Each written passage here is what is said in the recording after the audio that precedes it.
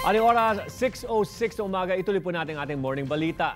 Sa pool sa CCTV, itong pagliyab ng isang bus sa EDSA Makati kagabi, pati ang mga billboard sa katabing bus stop na damay rin.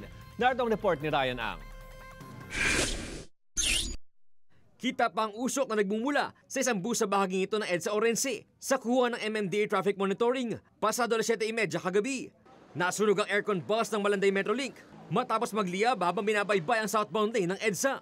Kwento ng driver ng bus na si Dominador Sanchez, agad daw niyang hininto ang bus na makaamoy na nasusunog na wire.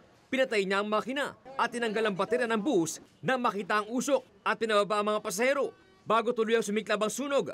Bandang alas 7:23 ng gabi. Pinababa ko ng mga pasahero. Tapos ngayon, tininan ko, nagliliyab na. Wala na po ako magawa. Binuhusan ko mga ng tubig, talaga hindi kaya. Kumalat na yung apoy kaga. Wala naman na iulat na nasaktan sa sunog, pero sobrang lakas ng apoy. Nadamay ang 3 billboard sa bus stop na ito. Bago magbiyahe, dapat i-check up talaga. Oo. At saka dapat kung kailangan, mayroon talaga silang mga fire extinguisher sa loob ng bus nila.